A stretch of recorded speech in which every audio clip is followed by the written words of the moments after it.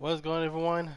Goddrifter here, and welcome back to another CarX Drizzle Racing live stream. This is live stream number 59.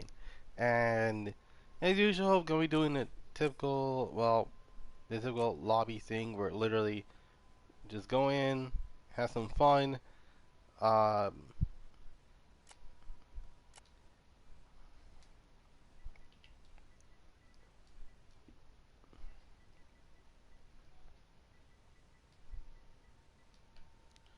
Alright.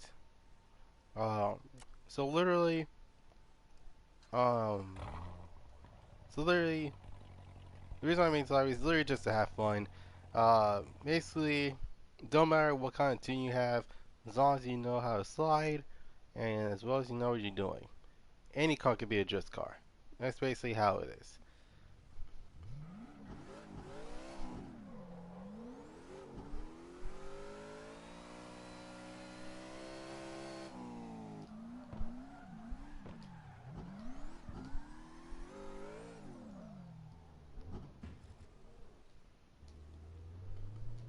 I do have some stick drift problems, so if you see me not turning as much as I am right now, um, Jesus.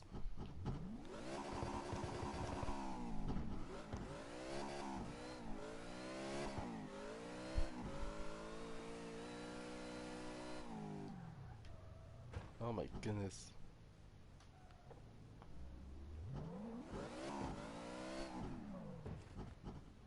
Okay, I know you're turning left, turning right, but yeah.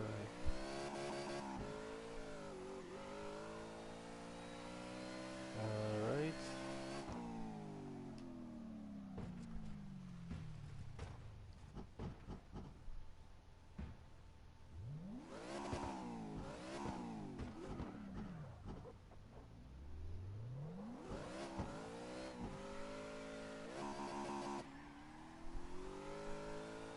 Alright.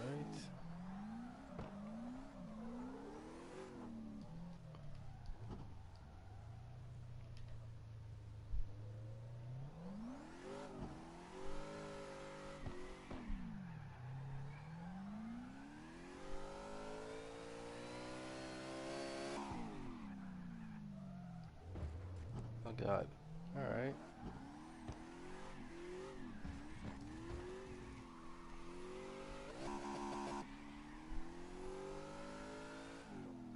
Oh my god, my freaking.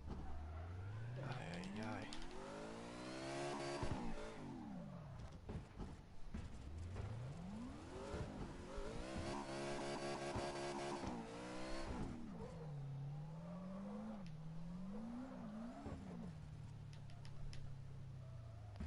Oh my god, this is getting ridiculous. Alright, you know what? I think for once, instead of making the lobby, I just want to make some liveries.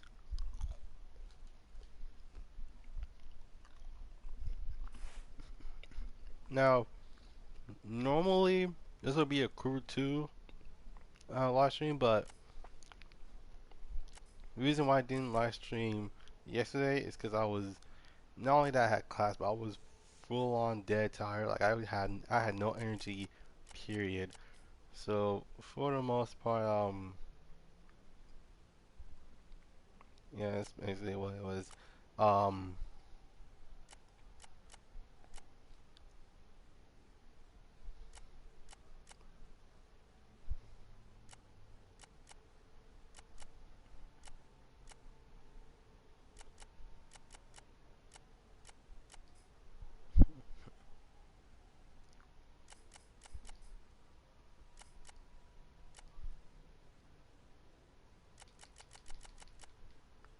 Alright.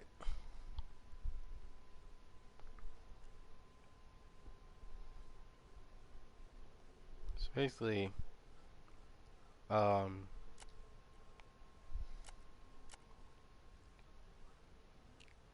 okay. So this is my first time actually making an actual, not a banner per se, because I made one before and it was,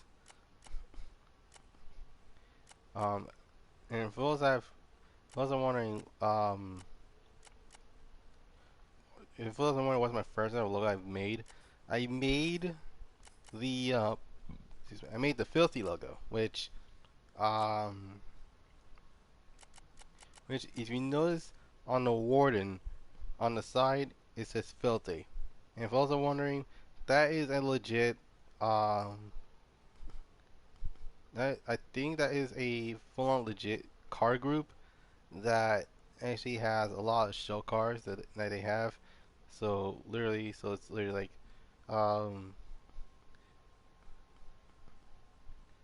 it's literally kind of like that. Also, this is actually gonna be my first time ever making one for. Well, it's not gonna be filthy. It's society is something known as society. I think that's what it's called. Um, which is kind of like a group in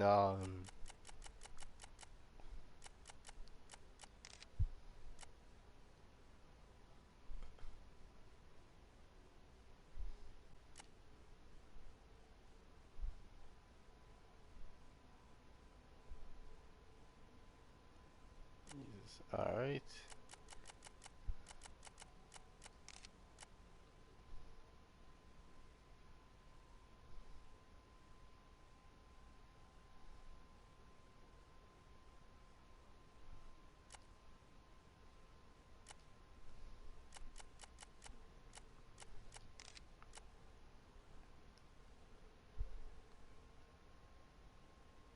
Yeah, I think the letters are too big. Maybe that's the right size, but I can't tell. So literally, it's gonna be society on the bottom, and on the top, it's gonna be daily driven.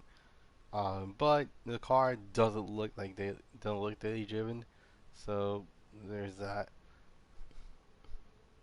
Um,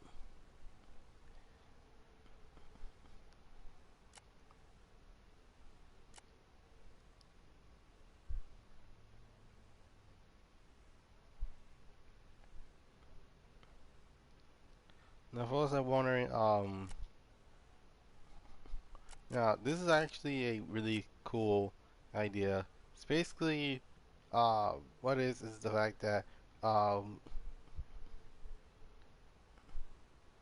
so for the most part, there are a bunch of car cultures that existed throughout the entire world, and and most likely it's either a keep it or yeet it. Uh, and so for those that are wondering what the heck is what and what, so literally this type of thing was a trend in YouTube where it's kind of like a smash or pass, but instead of like a smash or pass, it's a yeet or basically, or another example is like eat or yeet it. So literally, it's like, okay, so eat either eat the food or you yeet the food, which means throw it away. But yeah, uh, this is actually my first bet type. This is the first time. It's been a while since I've done better, so don't judge me on this. Um,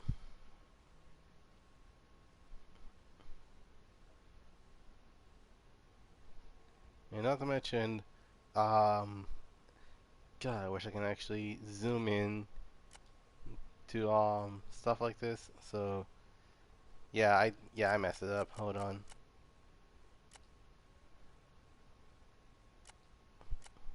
Okay.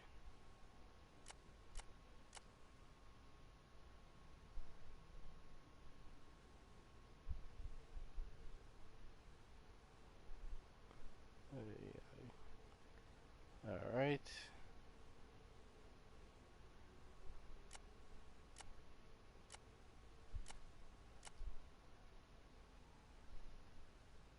Hey, hey, with the live stream.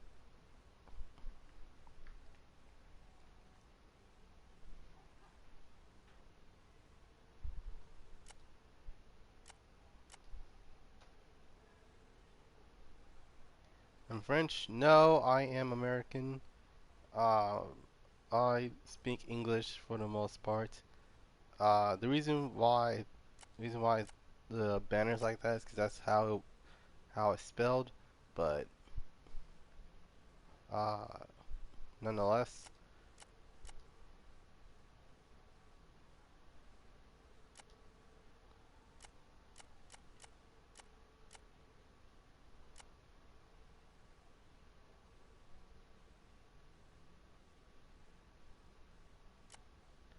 hmm. All right. Um.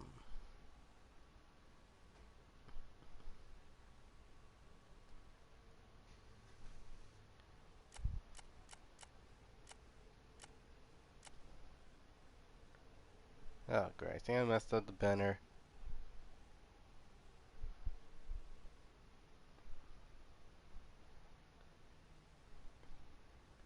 Ay, ay.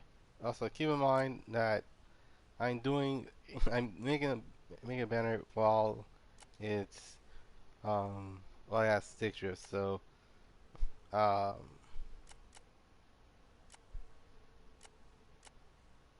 hmm,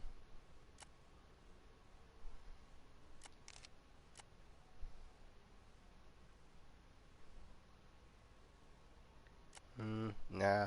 I did actually. In fact, this is a really good fun fact. I actually did a daily driven banner before, and it was on the FC.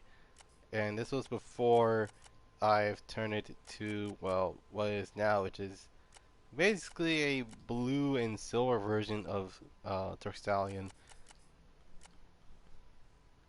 Um,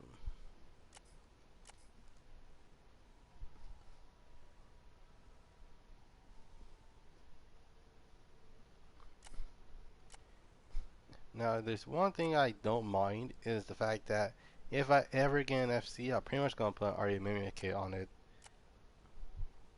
Like that is one of the really good looking bike kits that they have.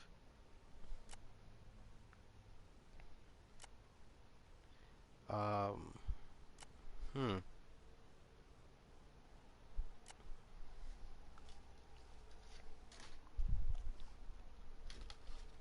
One of prize wins in bag. Okay.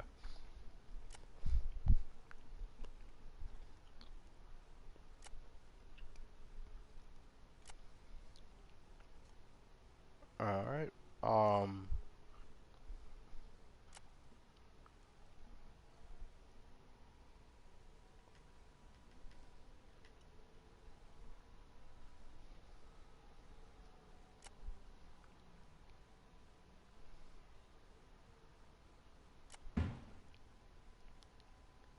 Hmm.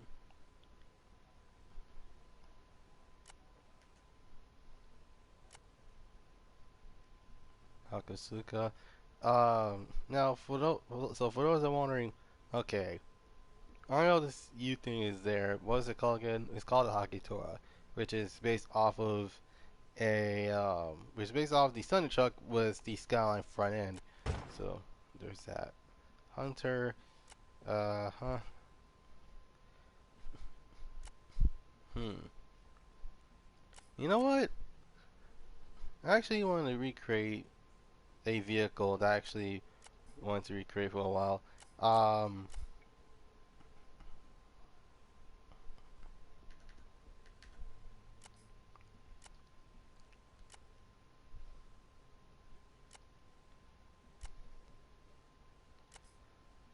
hmm. All right. Well, so right off the bat, I actually am going to put it to stock. Um, the wheels actually need to be a different color.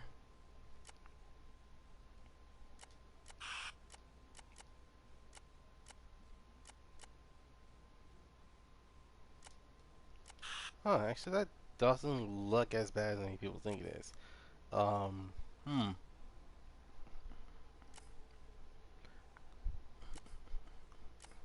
I was wondering, I I made mine based off of, um, so for those that are wondering, uh, and for those that actually have heard of this front bumper. It's called the shoot, what was it called? Oh, I remember now.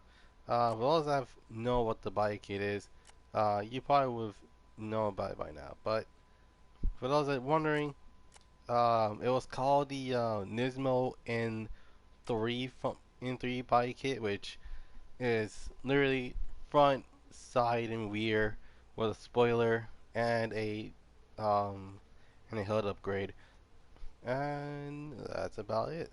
Um, Although there are many replicas, you can tell which is which based off the weight. In fact, the replicas usually weigh a lot more than what's it called? Yeah, it its um weighs more than its authentic counterpart.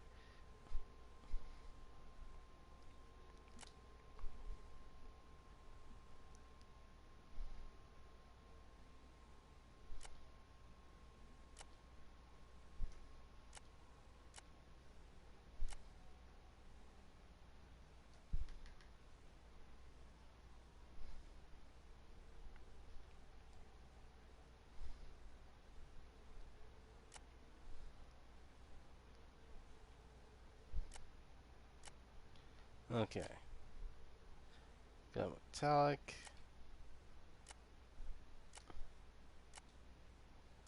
And you got gloss. Alright, so it should work. I think. I don't know. But yeah. It's time me to recreate the green tea 350Z, which was I wondering, it's literally a build I literally just did um like uh the on a Saturday live. I think it was a Friday stream. I know that for sure. Um, but yeah, it was a clean looking Z too. Like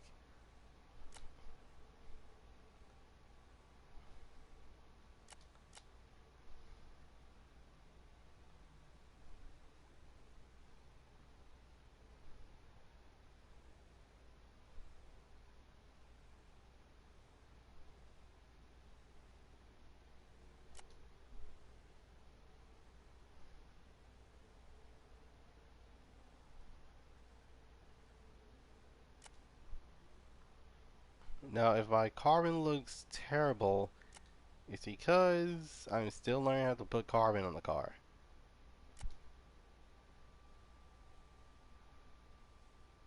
Although technically they're not.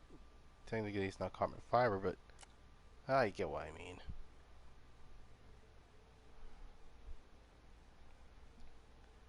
Okay.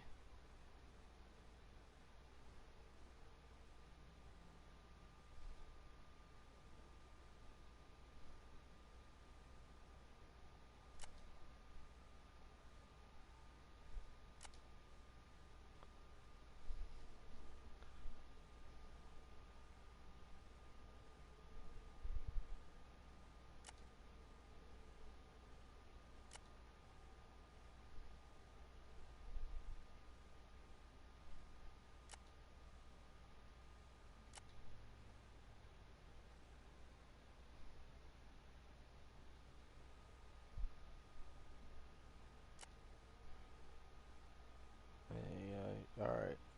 So I'm almost done. I just gonna need the fender as well as literally the roof and the trunk, and that's basically it.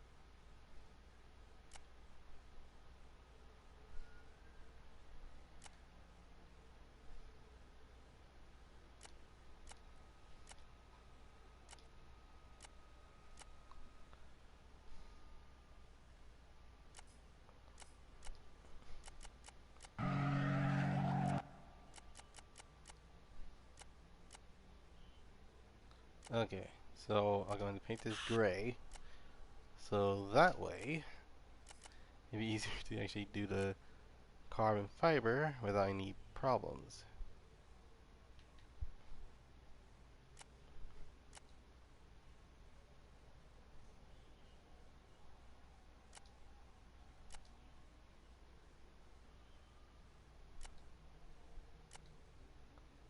Okay.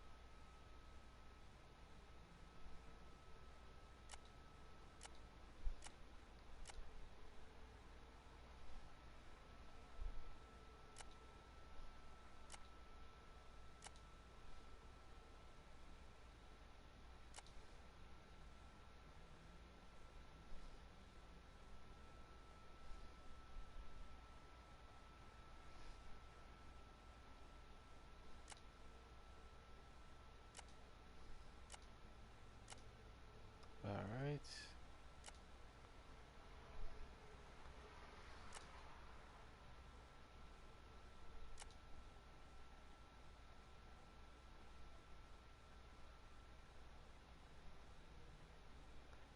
Hmm.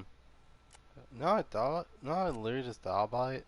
I think I'm the only person that, well, I don't think I'm, but here's, I don't think that's even true, but I do believe I'm the only, wait, no, I do believe I'm one of the few of CarX live streamers that actually have not, um, have not done a live stream on Twitch. Like, I've done it once, but that's because, YouTube, because literally, YouTube literally just took a crap on me, and I couldn't even live stream for the last couple hours. I'm hoping that doesn't happen when the next update comes, because I really, really do not feel like dealing with that sort of trauma again.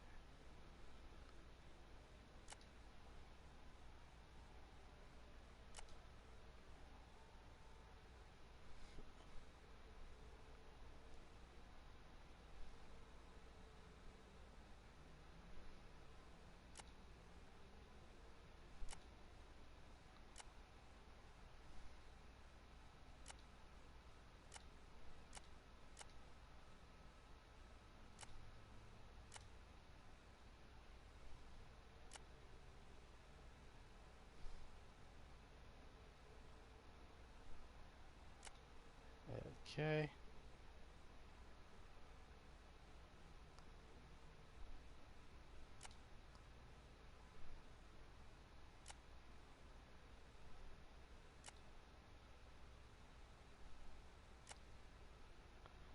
Okay. So,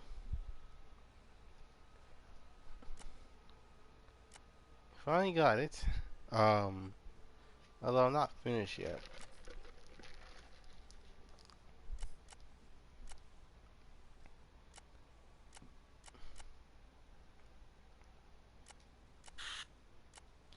Alright. Now it's time for me to actually get started on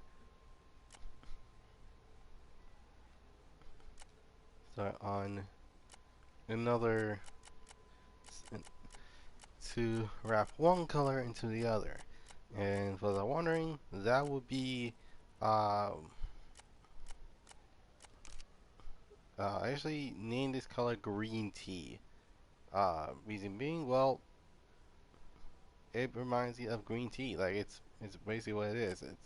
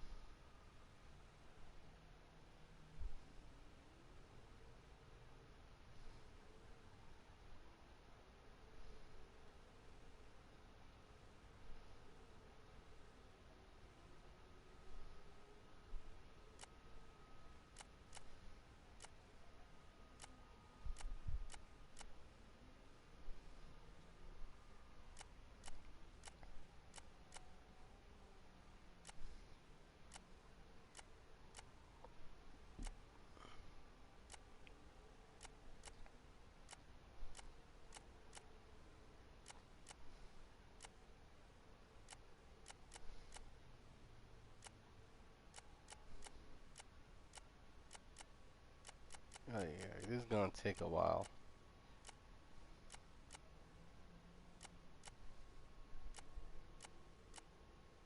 Wait, found it. Need to grind it a bit.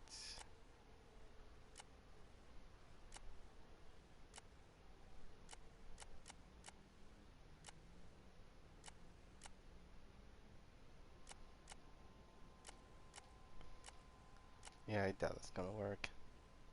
Um,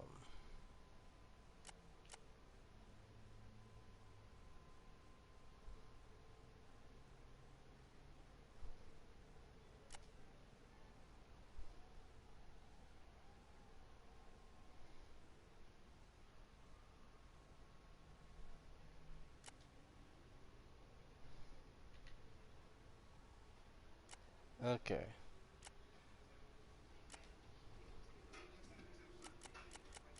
Against the party.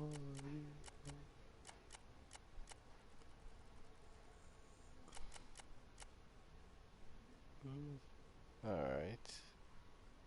Um, okay, all you do is.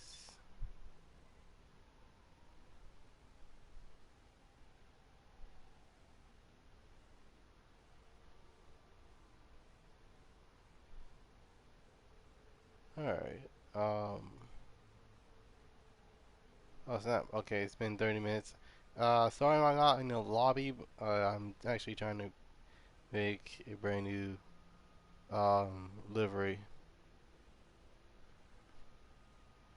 So yeah, I think it's about time to actually talk about uh, a pretty much well, it's not a recent cliche per se, but it's like it's something important in history in Japan. So this is known as the Jones Agreement. So this all happened around the late 80s, early 90s. And the reason why there was something known as the Gentleman's Agreement is because literally every single one of the customers keeps dying because of their cars. So they actually had a plan.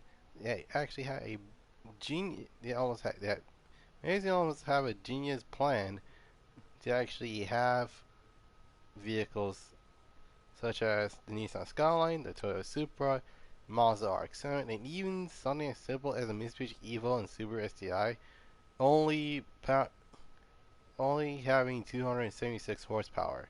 And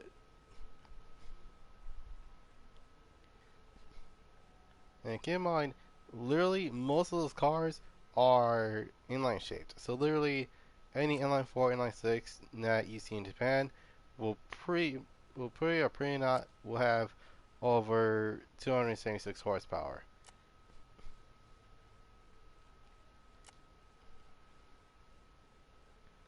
And you can actually fact check the facts because I ended up doing that mess. Uh, well, yeah, for the most part, it's pretty self-explanatory on how they get things done. Um,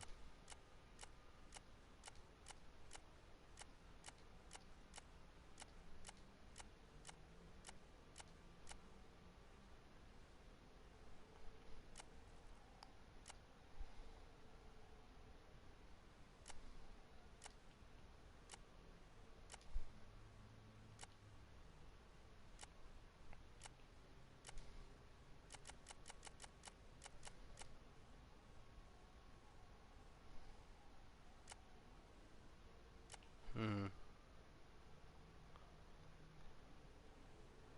all right.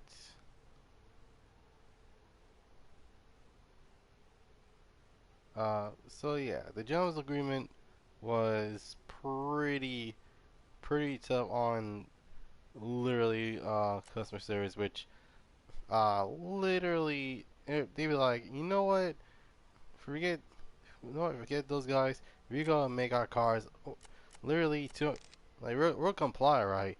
But we're gonna make them extremely tunable to the point where they can't blame us for making cars like that. I mean, then again, we were just following the rules of having 276 horsepowers. Horsepowers? Horsepower. Jeez, I cannot English today. Um, So yeah, the majority of it's due to the fact that I figured so, and literally someone had the right idea, but they execute that mess poorly.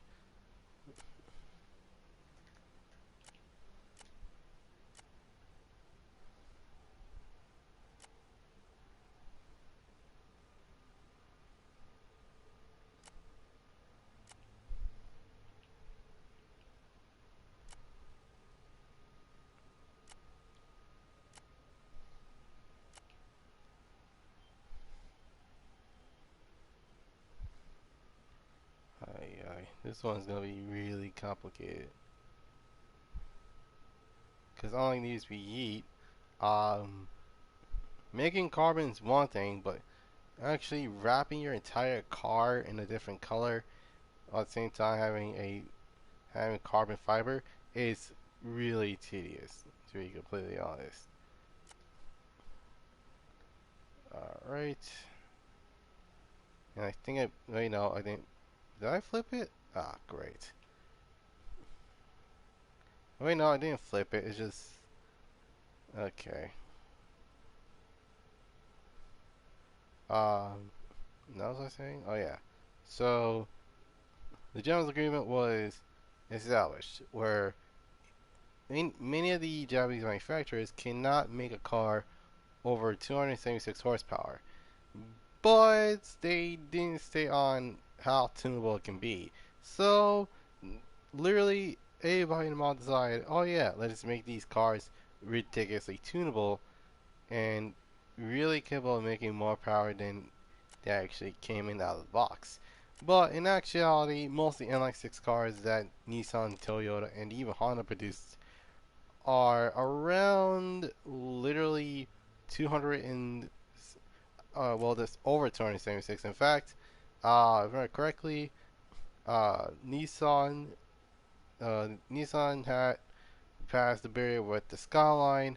Um, the Legend was one that actually, the Legend was a Honda brand that legit surpassed how much horsepower it actually makes.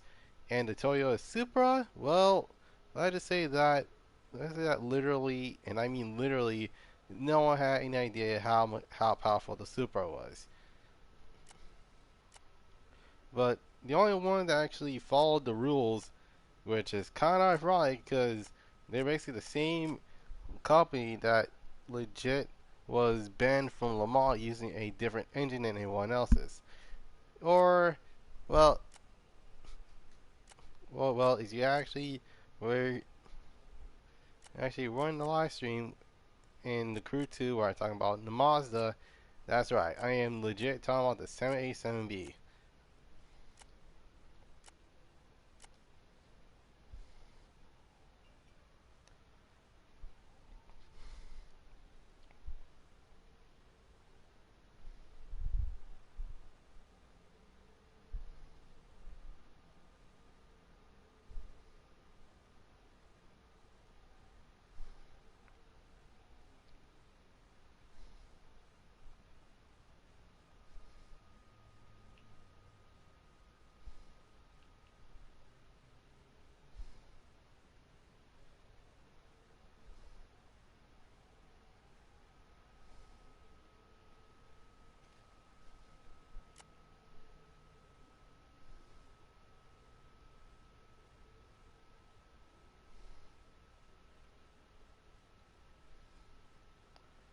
Okay.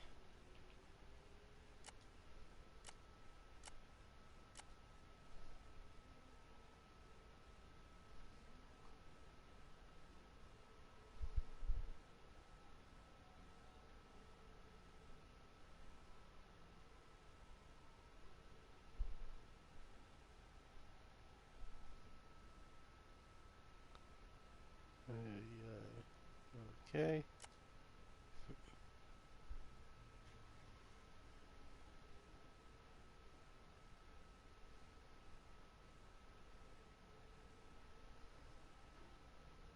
Now it would be really hilarious if I literally see a Cadillac in this game, and not to mention, I would have been like, Cadillac, Wait, is there? Yes, yes. I already know where we're going. Just throw some of these on it. I'm messing with you guys. Anyway,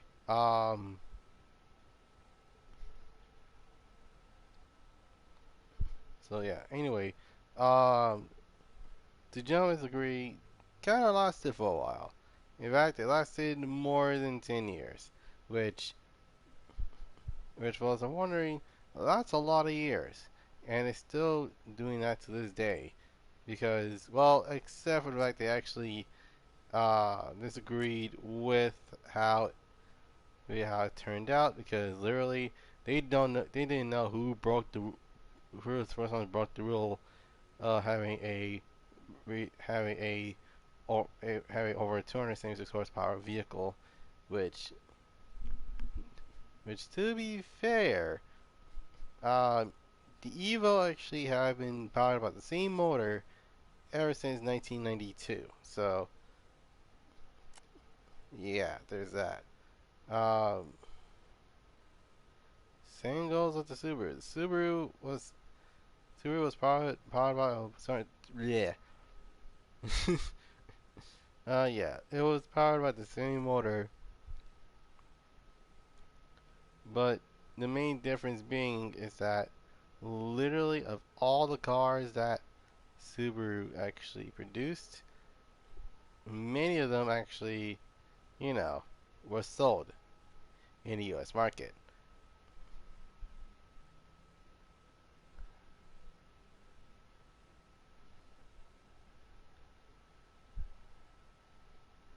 Yeah, it's going to be a little bit difficult.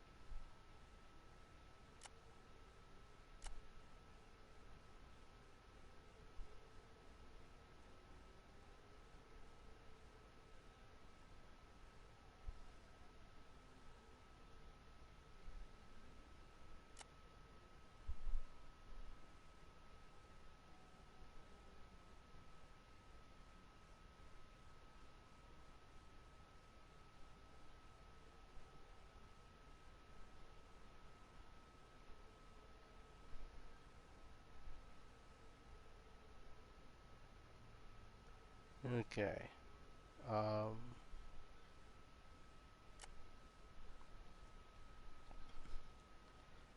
so yeah, the majority of it is literally just like who can actually produce the most powerful car without breaking the rule.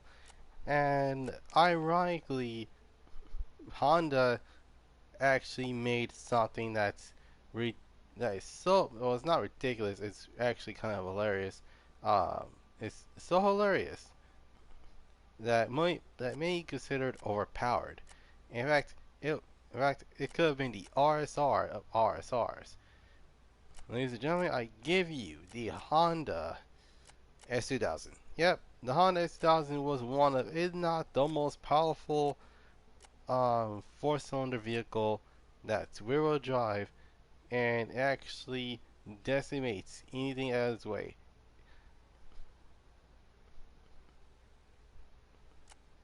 That includes the Nissan Durant ZX, the Mitsubishi 3000 GT, the Honda NSX, the Mitsubishi Evo. Basically, if the car hasn't been it, it's heard of it, and pretty sure it scared the living headlights out of them. So yeah, for the most part, the car is pretty much on the Jones Agreement. Shows that you can't trust them all when you're basically having a car tuned and you're actually end up getting in trouble because, well, they make the cars extremely tunable, which that could easily, you know, contradicts on what these people want to actually do to the cars.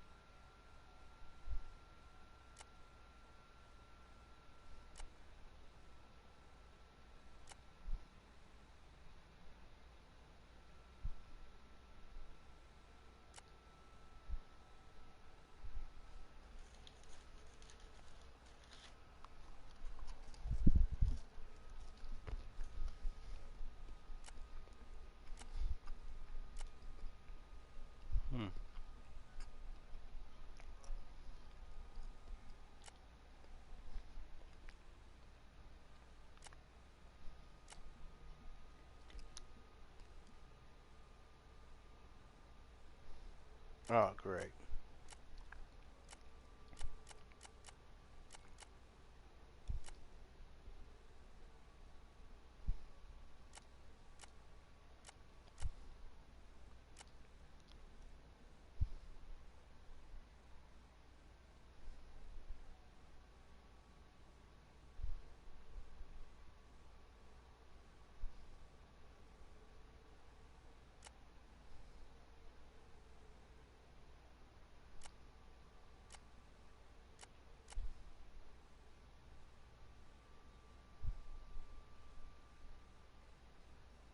Alright.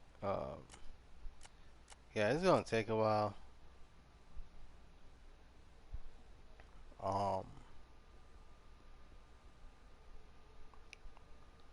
Now, so for those wondering, okay, did the U.S. had the Jones Agreement? No, unfortunately, they didn't have basically extremely tunable muscle cars that we can actually play around with.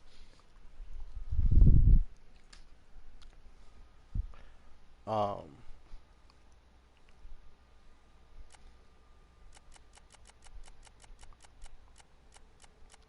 but despite all of that, it still is one of, if not the most important.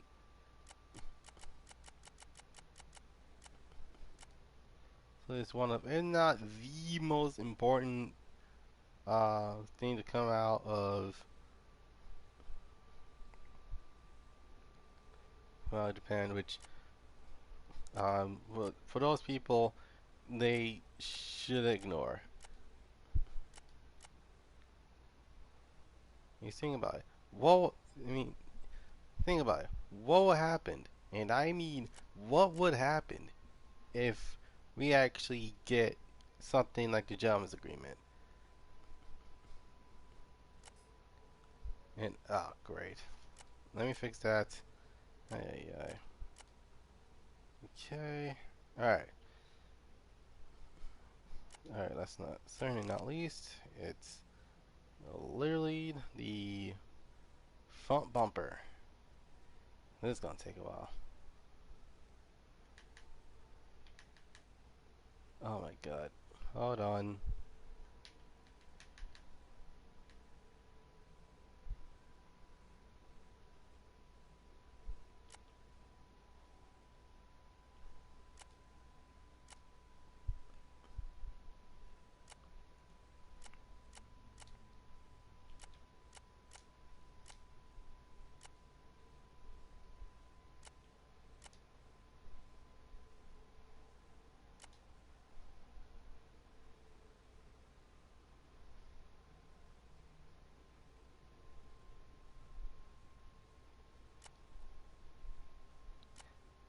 All right. I think I'm good for now. I don't know. But this is my first time doing. Well, it's my third time doing carbon fiber. Um, no, just wish there's like a toggle switch where you can actually have, like for example, like you can actually have a carbon, like a carbon fiber part that's not from a spoiler. Oh, actually, not gonna lie, I kind of dig it. Let's see the bumper though. Uh, hmm, nah. I think the custom bodyworks one actually works a lot more. Hood, actually, that kind of works. I do like that one actually. Um, Roll cage, that's a definite. Um, hmm. Okay, that one just locks everything. Um, oh yeah, no, forget that mess. Um, hmm. I think I'm taking the wing off, and oh yeah, that's straight up Need for Speed Underground 2. Was with the lights. I do like their version of the Z lights because that one's like a pinkish red, while this one is just full on red. Uh, Pro flow. Okay, that just takes one of the exhausts off. Hmm. I think Street X is pretty much gonna be the best thing to do, best thing to go with. Um. Alright, so in terms of seats, steering wheel, and handbrake and shifter, um, let's see, Momo, no. Okay, I keep on picking either R-Corp, Scorpion, or Tokata. Well, that's because that they're pretty much one of the most popular seats that you can actually get on the car. But the Recar X, and Mona, or basically Recaro and Momo seats are not what I'm actually wanting to go for. So I'm guessing I'm going with the R Corp seats with, let's see, Momo. I use Momo a lot, but I use R Corp a little too much. Um, Scorpion I use way too much. Telcata is actually doesn't sound that bad. All right. Um, see, iReady. Okay, so iReady is literally just interior stuff. I thought it was yeah, iReady is literally Gretty. That's basically what it is. Momo, Arcorp, okay, so Scorpion, I use Scorpion a lot. You know what? Let's go with iReady. Um, Handbrake. Let's see. You know what? Let's go with a mono. You know what? Same thing. The iReady shifter, iReady knob, and I need new wheels for the car. Okay, let's see what the spec has. Hmm. So if I remember correctly, the wheels I picked out for the Green TZ they're weds, I know that for sure. But I don't think they have those wheels in the game. Um,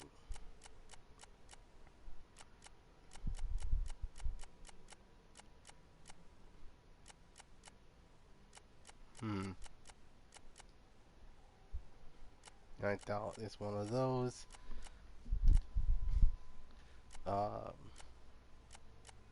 hmm. Man, it's tough to actually look for a certain wheel that for some reason you might know, but you might not know that's in there. For those I'm looking for some Weds Borfets. I think that's what they're called. Wait, no, actually no, it wasn't Borfets. It was the LXZs, which I don't believe are in the game. Well, looks like we're going to be taking a look. So first, actually pick some Borfets instead. Not Borfets, the Cerberuses. Actually, I don't mind that type of wheel at all. All right. Um,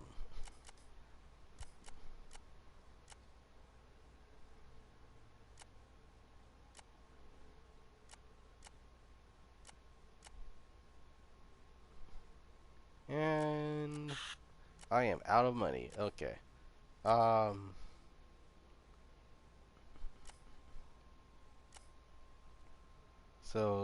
yeah, the green tea will probably have to wait. Um,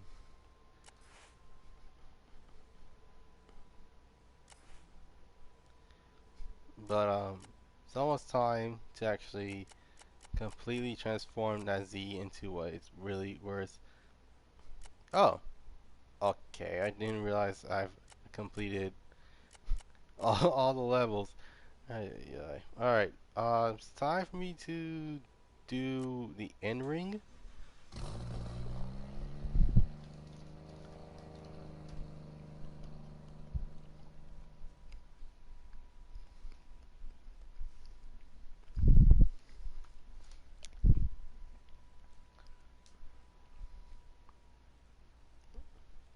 Hmm. So all I need is 17,000 dress points, which I'm pretty sure I can easily get.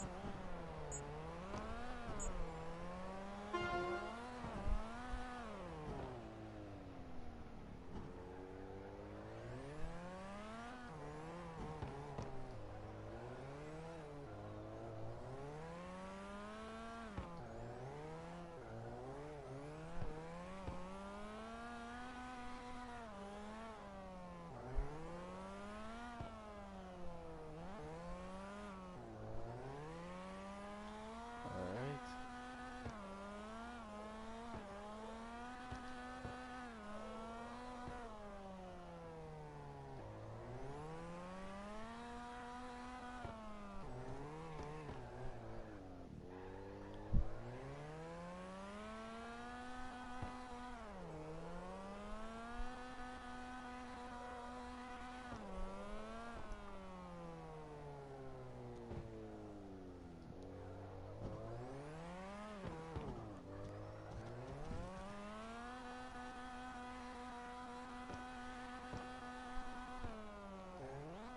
Oh, great. No, I thought. Oh, great. I think I'm having doubts if I ever get around. Oh, great. No, I lost all my points. Oh, great.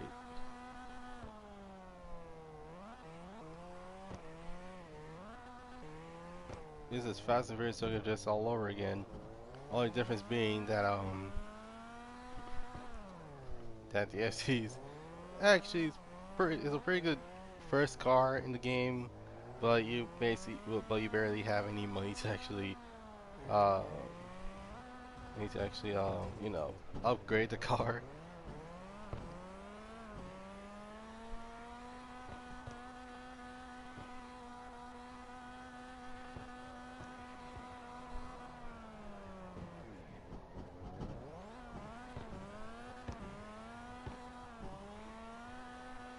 Keep in mind, this is actually my first time literally just doing a single player version of this track.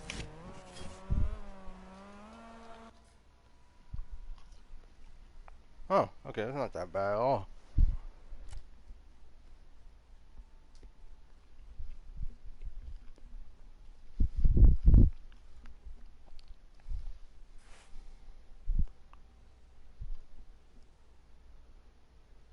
Alright.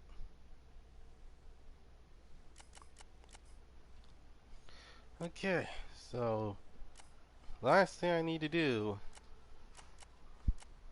is actually make the um okay, let's see how these. Ooh, actually that doesn't look. Wait, that's kind of like. I like the titanium look. Wait, hold on. Let's see if I can actually find titanium. What is titanium? Yep, yes it is. I actually like it. All right. So yeah, we finally completed. Well, almost completed it.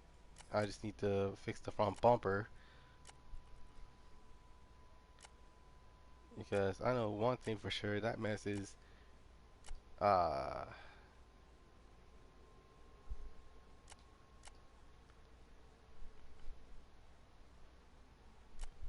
unless it's the same. Oh, great. It's not the same shade. My goodness. Yeah, it's not the same shade. Oh, great. Um,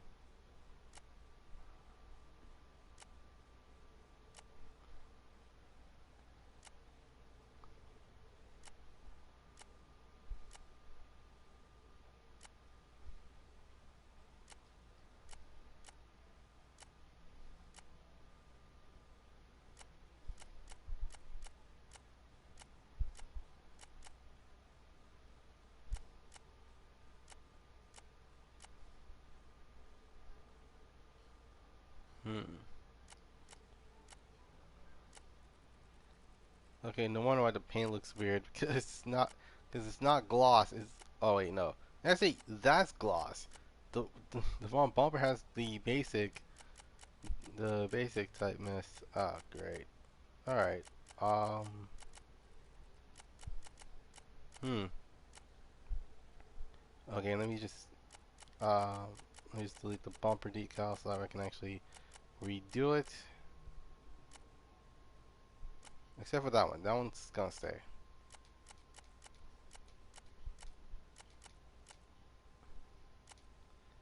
Alright.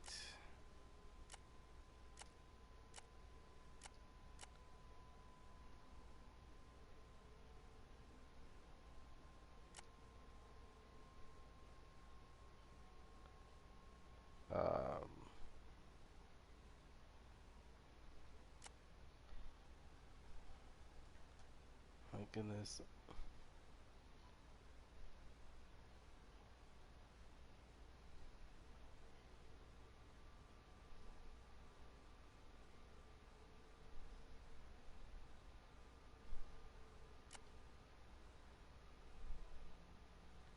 Okay.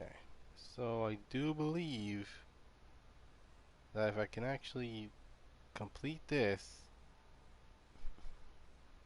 then it's gonna be like a perfect recreation of does it have any speed, which was pretty much difficult to make when you have controller drift, which I can't imagine it, and I continue not to buy another controller.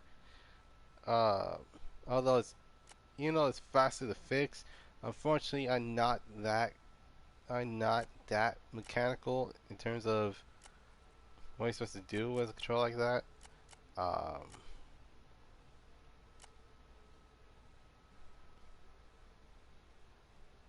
hmm. Okay.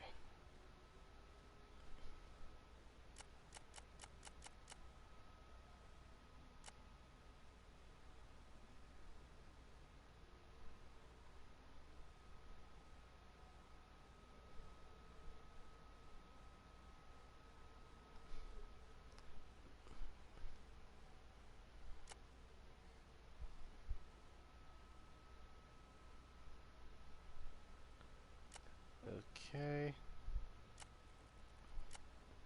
Alright, so I should be good to go. Um, I'll do the rest of the decals for now. See, I'll save the decals for later, but right now it's time to make another lobby, because um, oh wait, before I do anything else, let me just fix that fitment. Because there's nothing wrong with actually fixing fitment, but if the fitment is on point, then it's on point. But then again, I doubt many people will be like, "Oh my God, why your car so stance?" and such.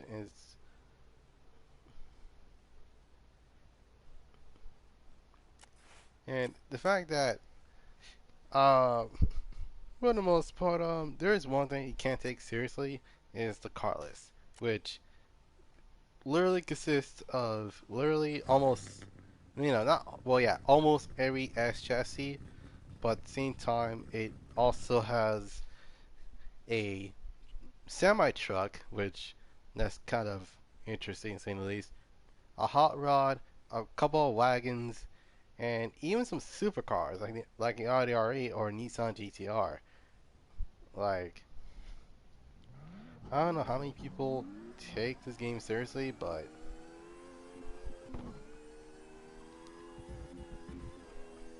I kind of doubt they probably um,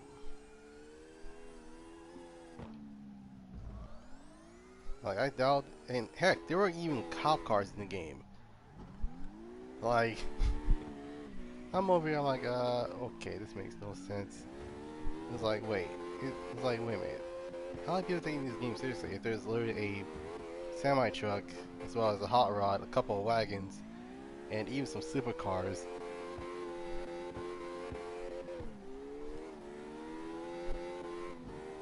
But in all seriousness, who in the world is gonna drift around a Lexus LFA, a 300 to 500 grand car that, as a V10, is pretty much outdated in terms of the technology it has.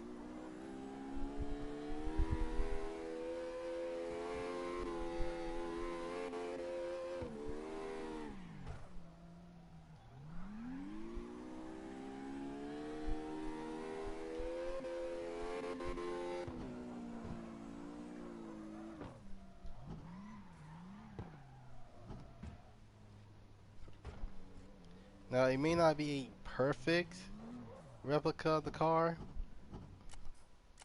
Like for example, the the car is not that cambered, and not to mention the car, even though it's bagged, um,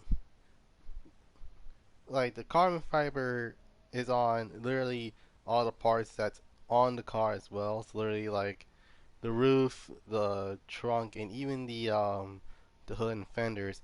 But the only thing that's not true to the car is the hood, because that's the top secret hood that's on this car. But the one I had in heat was literally the DE, um, was literally um, the DE hood. Which, for those wondering, there's a difference between the DE and the HR. The HR has like a bulge on on the hood, which that's the reason why it has that literally like they literally have like a full on dent, not a dent on the outside, but it looks like it was made for the hood that's on the later model of the Z. Um, the wheels are not the same. Um, I had some weds, but they're not this one. Um,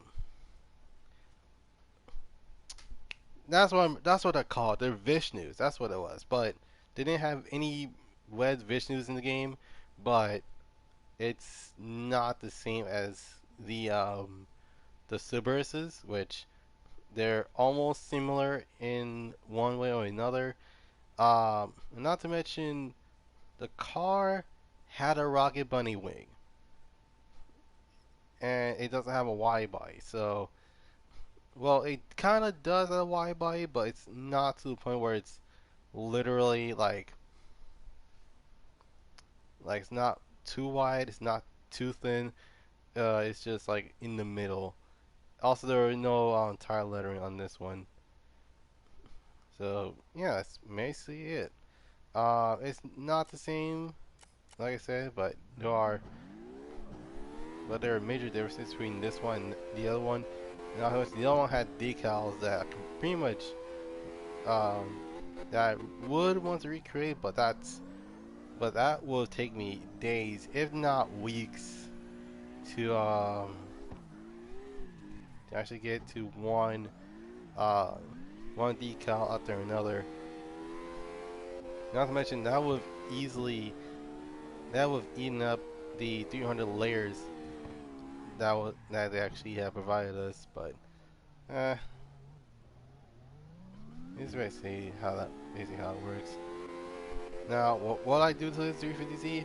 Yes, because nothing's an interesting color than green tea.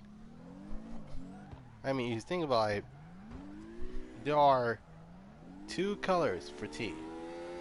There, yeah, there are two main colors, but there are certain hues that are on certain teas. For example, you got green tea, which is that's what my color is based. That's what the color my Z is based on. There's also raspberry tea, which is like a brown with like a magenta hue. There's lemon tea with the same thing, but it has a yellowish, like a yellowish gold hue. And then there's the regular tea, which that's like a darker brown type of color. Wait, no, actually no, that's coffee. The, wait, no, actually tea is more, I think, like a dark bronze, if I remember correctly. But yeah, either way, it's not a bad way to actually recreate a car that you can actually put into one game to another. Um,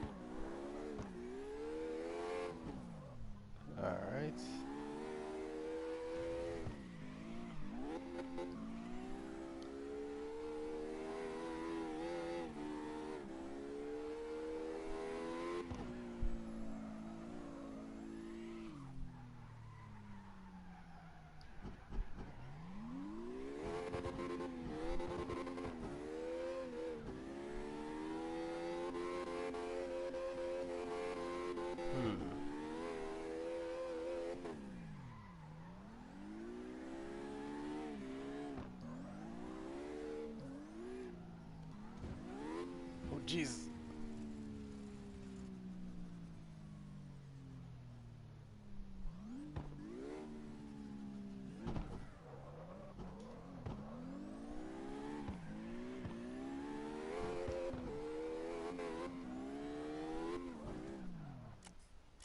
Alright. Okay. So that was interesting. It has been lost since I driven the Pariah, but it wasn't to the point where literally the car literally just flips by itself. Nah, this was because I haven't been practicing on drifting lately, so there's that. Alright.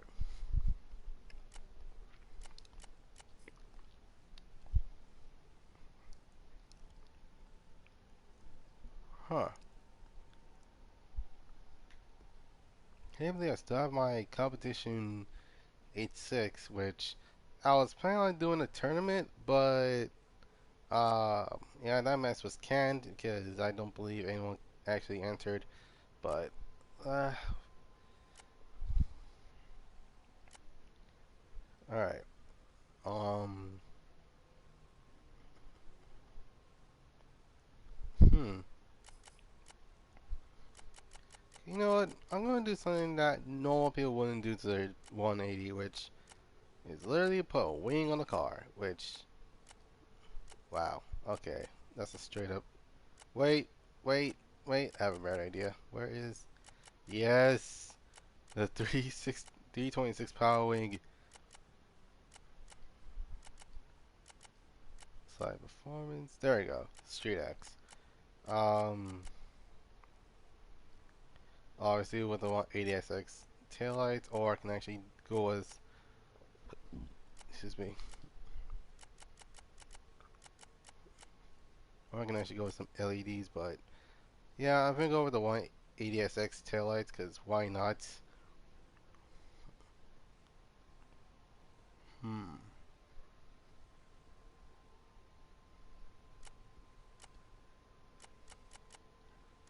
Let me see which is. Oh, so that's the one. Okay.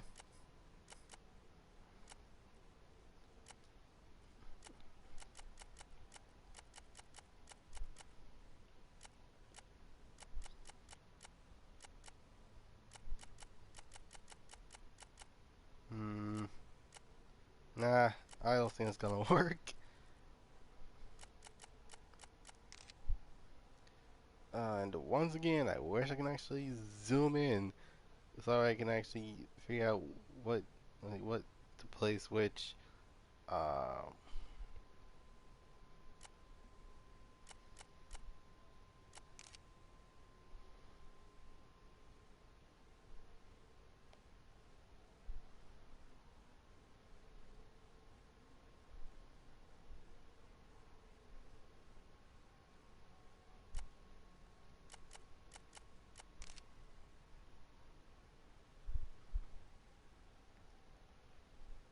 yeah, hoping Correct Street actually has something like a vinyl editor, but you can but it's actually more refined. Like you can actually zoom in to the design, so we can actually um figure out the finer details, as well as instead of 300 just make it limited, because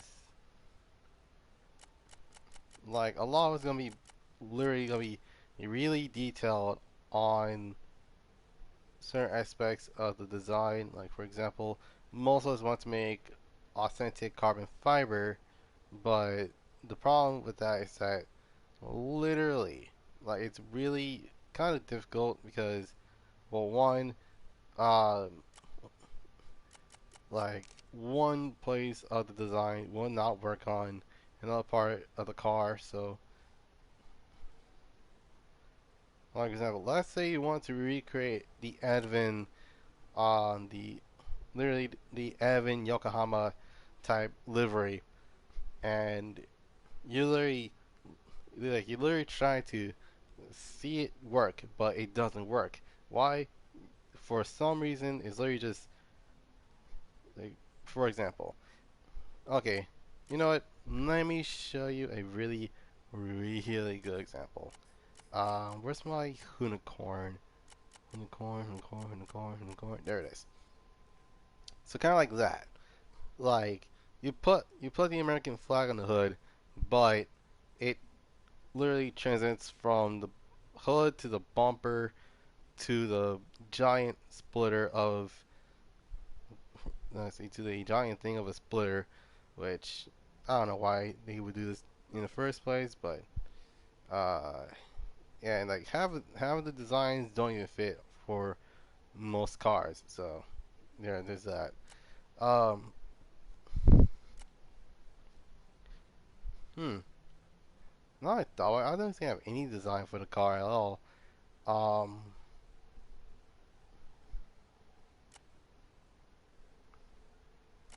Corvette, Viper, M5, MG GT. Hmm.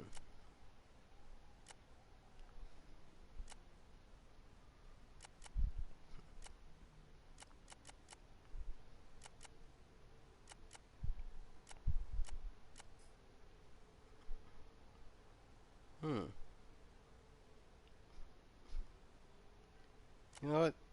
It's time to use the BRZ because I haven't used that car since 2020, if I remember correctly. Um,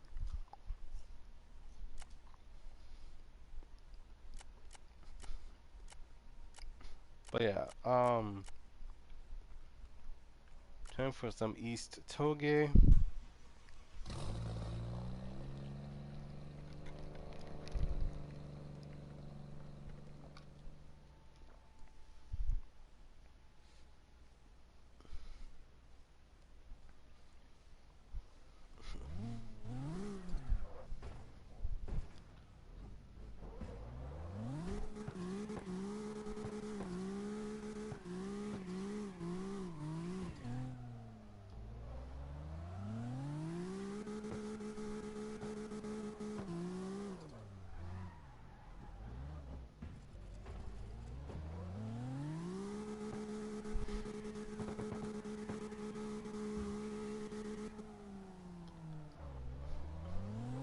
Oh shoot! I actually forgot about today's vehicle history. Oh great. Um, so this is gonna be a really short one because, well, this car literally have um. You see, this car has been around since well, basically during the hmm. I know what I'm talking about today. Today we're gonna take a look at the close cousin of the Civic, and it almost well, it kind of got replaced in the U.S., but it wasn't replaced in any other country. So today you're gonna be taking a look at well, not to mention it was revealed a couple of days ago. So yeah, today you're gonna be taking a look at not Honda. You're gonna be taking a look at the Acura Integra. So the Acura Integra started around literally the early 90s, where there were three versions of the not three versions. There were two versions. There's the US one. There's the JDM one. There were no differences in both versions other than the motor. Then the one that we are all familiar with, the the Honda and the Acura Integra. Now the second gen came out around 1996. It's either 96 and 97. All I know is that basically around 96 and 97, we didn't just get any Integra. We got the Integra Type R, which was which was a front-engine front-wheel drive beast that actually gave literally most of the front-engine front-wheel drive cars a run for their money. Same goes with um, well, not the rear-wheel drive cars, since normally when it comes to rear-wheel drive cars, they usually fight their own breed instead of like, oh yeah, try to fight this guy with a front engine 4-wheel drive car. Which that is kind of true, but then again I doubt it. So, so yeah. And before I say anything else, there are two versions of the car, and depending on which chassis that you know, there's the DB8 and then there's the DC2. The DC2 was actually the one that a lot of people will literally go for. Essentially, it's because of two things. One, both those cars, both versions had differences. And you can tell by those differences in the front end. For example, the JDM version had fixed single single headlights, while the US actually had dual, as not dual, it actually had quad, um, which basically has quad dual headlights, along with a different front bumper, and not to mention what's that called? But they have the same motor. It's just that a lot of people literally just face swap the car, which that's something that most of us would have wanted, but then again, I kind of grew up with this mess, so, and before you guys say anything, but you were born in 99, how could you know about it? Because I seen one before, alright? Usually these type of cars are pretty doggone rare, and these rare cars are coming and go as fast as they can actually get, so, and not to mention, most of those people that actually own those type of Integras usually don't take care of them, and they either get, well, it's two things, either, well, not two, it's three things. Either the car gets crushed, the car gets impounded, or they actually sold it to an impatient person, and boom, they actually managed to wreck the car, and not to mention that car has a pretty much a rare variety of, right, of most of them, but yeah, there's that. Anyways, the third and final gen, well, as of now, well, not now, but well, the third gen usually is a very interesting tale because this one was known as the DC5, aka the RSX Type S in the States. Uh, Now, for those wondering, okay, why, like, okay, so we got the, so they got, so everyone else got the Integra, but they got RSX? Yes. Why? Because Honda says so. So, yeah, in terms of how, in terms of how to make Integra fans a little bit frustrated, yeah, instead of basically having a Integra Type R, or basically having something as a RSX Type R. Yo, welcome to the live stream. Just talking about today's vehicle history about the Integra, which, uh, which I'm pretty sure there was a rendering of, or basically a teaser for it, and yeah, anyway, just talking about the DC5. Um, well, yeah, even though the rest of the world got the Integra, which has a K20, uh, it's K20 motor, the RSX on the other hand is kind of like it's kind of like a a literally a drop of a downgrade that they actually had for those specific cars. In fact, I literally thought of getting one for my first car, but then again, I completely forgot these mess that the DC5s were basically the same thing as Civics. Like they kind of get stolen every now and then, which is the one thing I do not, which is one thing I actually worried about, which is literally, oh yeah, some fool decides, oh yeah, I want to steal this dude's RSX. Ugh, do not want to deal with that mess again. But yeah, for the most part, it's really ridiculous. But anyways, so we're finally at the 4th gen Honda / Acura Integra. Um, so one of my speculations, I expect the car to be like it's three like it's three other generations. Basically having front and front wheel drive, having at least either a B series motor, a K series motor, or actually a H series motor, which that's something that's mostly will have been a rare occasion. But again, I kind of doubt it. But one of it's one of the main things that I actually like about these Integras. Like they're really modifiable and they make really cool show cars, if anything. Um,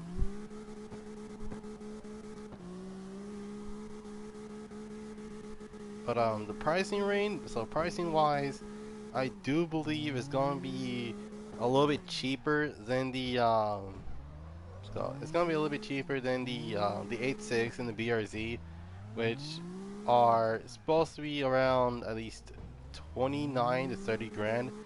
So I am guessing it's either gonna be 24 to 26k, um, and literally 21k for the base. Uh, so literally those cars are pretty much gonna be pretty exciting to say the least. Um, but yeah, it's gonna be interesting to say the least. Um, so yeah, that's the entire history of the Integra. Although I would like to talk about the Prelude, but the Prelude actually didn't have as much as a hit. Well, it's underrated, yes, but it doesn't have as much history as the Integra. So around 2 minutes, I'm gonna talk about today's in the nutshell. And believe it or not, it's actually one of the games that actually grew up. Let's see, one of the games I played in middle school. So yeah, basically, uh, it's, it's not a bad game out of that for sure. Which it's kind of not because it's pretty much it's basically one of everyone's favorite games. Well, I think anyone's favorite Need for Speed game of all time. Well, not everyone actually liked it, but I enjoyed the absolute mess out of the game. In fact, the game actually had a remaster, literally last year.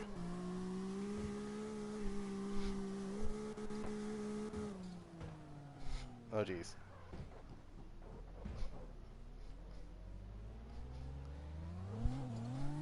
Alright, so yeah, today's in a nutshell, you're gonna be talking about Need for Speed Hot Pursuit from 2010. And here's the thing, I owned the original Need for Speed Hot Pursuit 2010, which was wondering, that game came out around 2010 under Criterion Games and produced by EA. This is one of the mini games this is one of the first of many games that the analog system was used. And not to mention, it also gives you an idea on how do these players fast do the players actually go for. Uh, More than likely, it's pretty much a interesting way of saying, oh yeah, just beat your friends. That's all you have to do. And totally do not rage quit the entirety of the game because you probably will feel bad a little bit later. So yeah, so when I first played Hot Pursuit 2010, I came in with the actual idea of, oh yeah, this game probably has a story. It did not have a story whatsoever. uh, yeah, the game has no story at all. Uh, in fact, you're literally just playing as a rookie racer and a rookie cop, basically.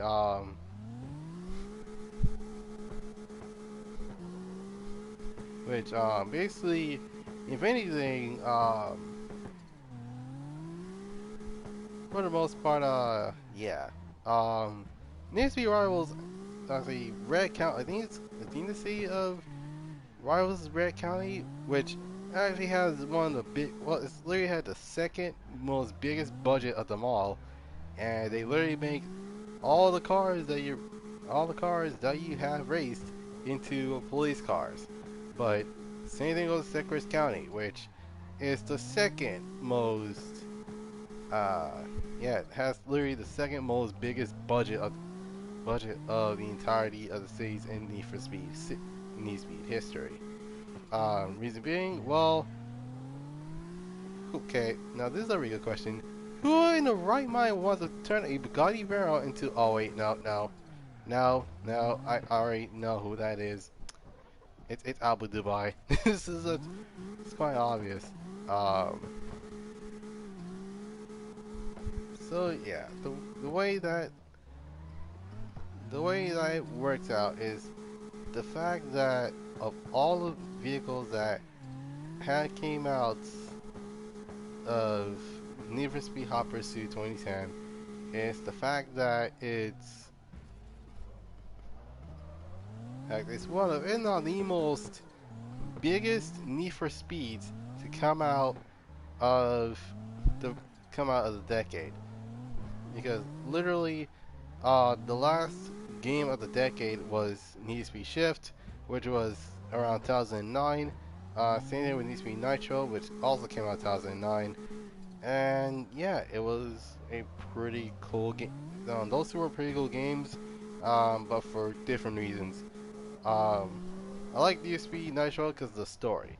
The reason why I like Need for Speed Shift is because of the actual cars that they had in the game, and also like the soundtrack. Um, Now there's one game that I know I wish I played as a kid. That will pretty much would have been Need for Speed Shift 2.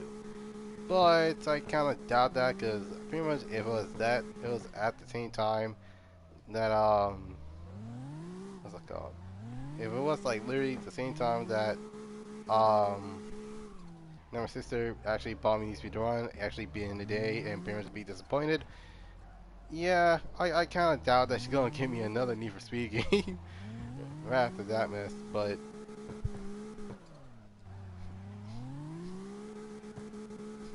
yeah, in all seriousness, the gameplay is freaking spot on. Like it was, like even though it introduced the break the drift, which literally everyone need for speed about. Um, okay, I thought it was my phone, but yeah, but yeah, the races are pretty insane. Like you're getting yourself into some literal races while the cops are around, and not to mention, these races sometimes have a pursuit mode on. So literally, it's like, oh yeah, just pass a cop car, boom, you got into a police chase, and these cops are pretty diverse, ranging from some Shelbys, which are pretty expensive for a police car, to say the least, to some Panamiras, which that's going to the 100 grand range, to even some Verons, which at this point you're probably thinking, what the heck's up with their budget? Like how in the world are they getting that big of a budget for these cop cars? And to be honest, none of us know. None of us know whatsoever.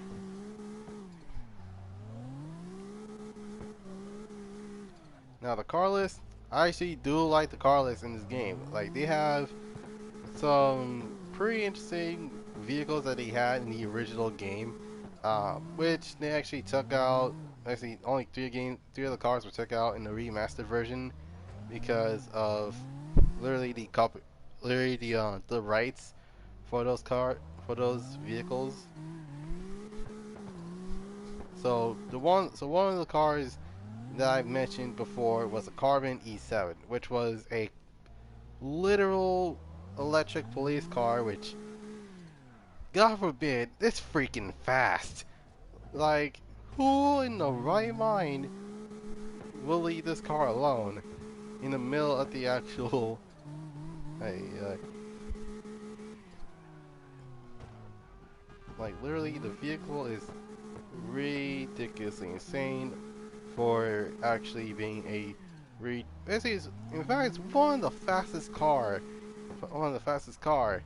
No, it's basically the fastest car in that class specifically.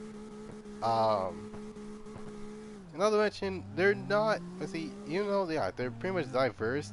But I'm guessing they're going based off of the prices of those cars because literally you got a McLaren F1, and then you got a Bugatti Veyron, and then you got a I do believe it was a Lamborghini Aventador or Veteran.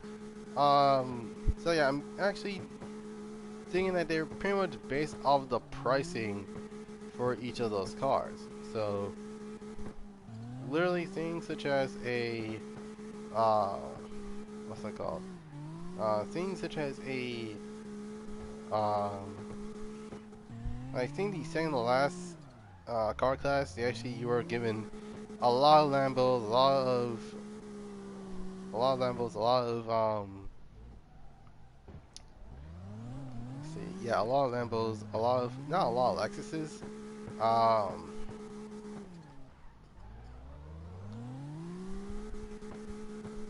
I think like a couple of Pagani's as well. I can't remember, but all I know is that they're really, really having that. Uh, like they didn't get any budget cuts at all.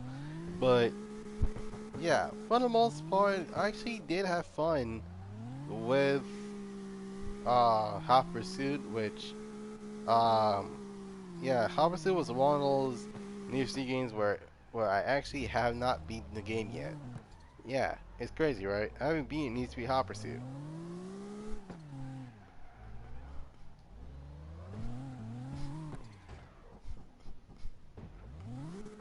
So how the cop gameplay is? Well, you well basically there are two ways you can do this. You can either race against cop or you play as a cop. That's right. Need for Speed Rivals wasn't the first one to actually introduce you to some cop gameplay. Now that message to go to Hot Pursuit, and in terms of how Hot Pursuits handle the cops, they did pretty well. They have three three types of missions. You got you got basically you got interceptor, you got a pursuit race, and you got rapid response, which acts like some sort of like a time trial for for the most part.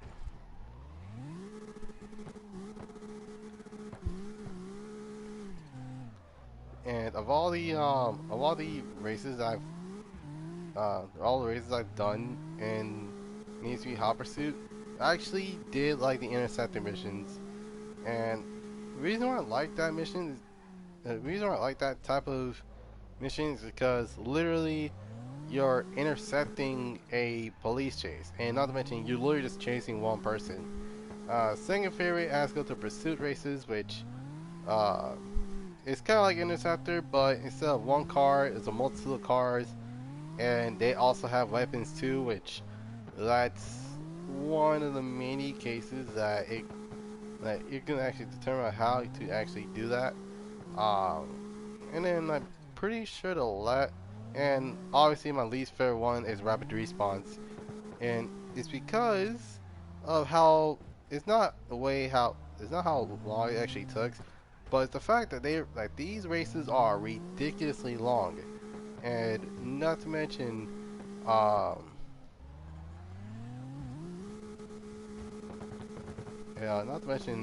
those. I mentioned the cop cars don't have the turbo boosting like the races have. So in terms of what I'm gonna rate those rate the game, Carlos, pretty pretty perfecto. It's the mixture of you have your Americans, you have your Europeans, and you got your Japanese, which is pretty much a very diverse car list.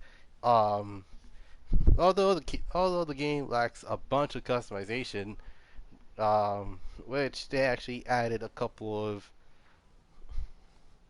which they actually add in the remaster, which I don't know why they actually do that in the first place. Um, so yeah, car list, 10 out of 10. Gameplay, I do like the way they actually had a gameplay of each and every single one of those cars. In fact, one of the reasons why I actually play a game like that is because of the gameplay, and not to mention the way they actually have those cars. Um,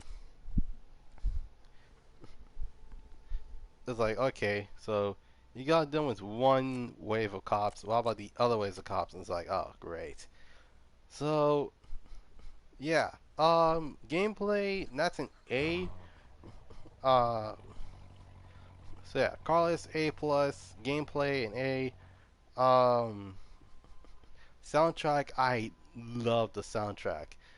The soundtrack ranges from Chitty Bang. I forgot what that, what the song is called. Um, to literally Watercolor by Pendulum to even Yeah Yeah Yeah by New Politics. And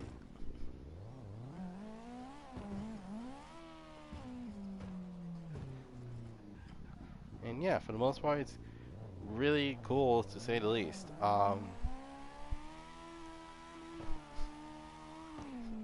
So for the most part, I'm giving the soundtrack a minus because yeah, there's a lot of stuff there, but it actually kind of was lacking in the rock department. Trust me, I would know because I listen to rock myself. So, and not to mention, wait, no, actually, no, I changed my mind. It's an A because you can actually you can actually upload your own music to the PS3, so that we can actually listen to your own music if you're tired of listening to the most not not most crap, but it's like, oh yeah, you can actually listen to your own music from time to time. So yeah, that's a solid A. Cop gameplay, that is an intense race, but I actually still like the way he actually interpreted the cops in the game. So that is also an A. Well, basically an A minus because sometimes when you play as a cop, it's really ridiculous how powerful the racers' weapons are.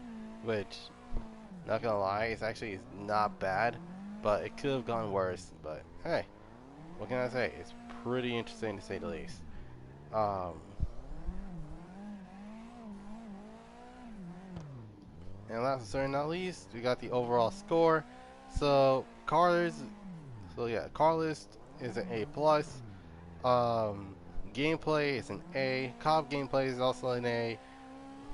No, actually no, it was an A minus, but soundtrack is an A.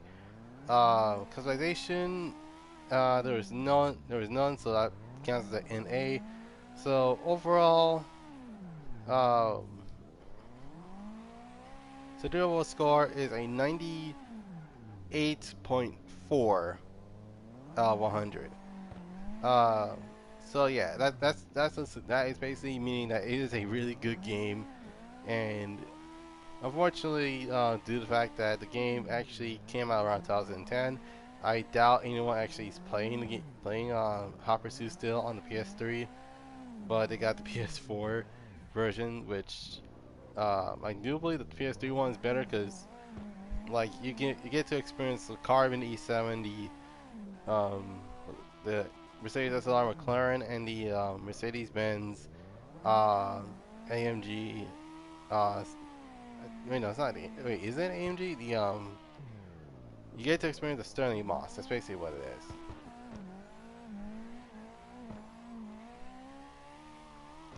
So yeah, that's today's in a nutshell.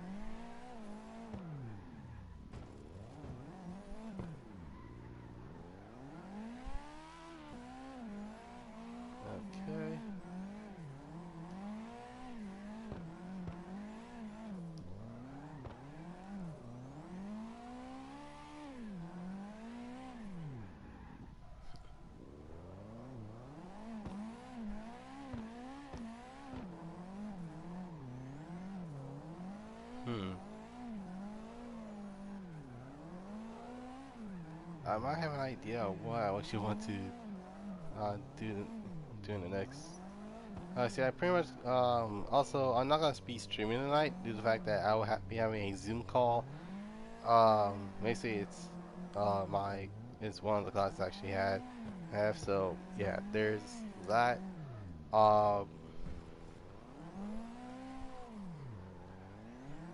so basically I think around at least 2 hours I'm actually going to do the Crew 2 live stream, which is to make up for now here's the thing. CarX was for Monday, but I didn't bother doing it because I was dead tired and I didn't get that. I say I got much sleep, but due to the fact that I have a bunch of alarms going off, then yeah, I'm pretty much gonna be ridiculously tired, and I,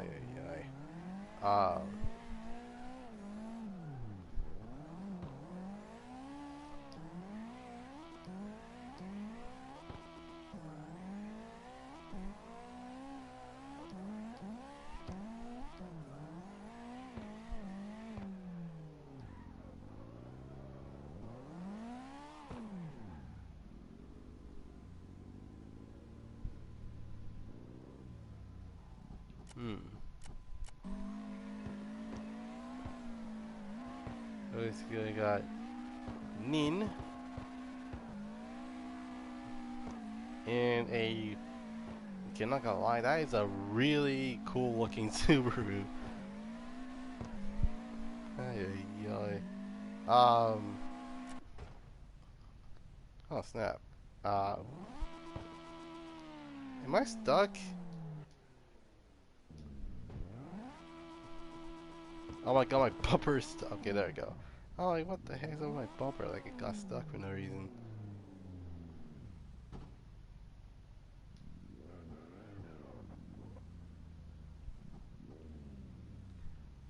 But yeah, it's, um,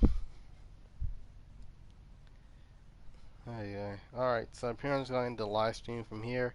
It was a pretty slow live stream because obviously working on delivery. I was trying to recreate the green tea Z. Uh, the green tea Z? No, green tea Z. Okay. Um, but I don't know. Wait, yeah. Um, let me know in the comments on what do you on what you should what the name should have been. Um, basically the most liked name for this car is pretty much gonna be called that from now on. Um, just so you know, I do have other deliveries for this car. So anyway, hope you guys enjoy this live stream. Leave a like, subscribe, comment down below what you see next. You can follow me on Instagram at Goddrifter247sun Productions. You can follow me on Twitter at GT27S. You can check out my Discord at Goddrifter247sun Productions Garage Museum. And last but certainly not least, you can check out my Twitch at GT27S in case my YouTube doesn't work.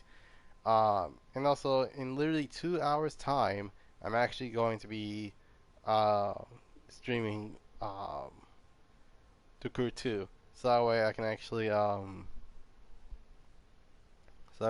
do what I need to do in the first place. And yeah, so without further ado, hope you guys have a dope Tuesday. This is Goddrifter signing off, and I'll see you guys next time. Peace.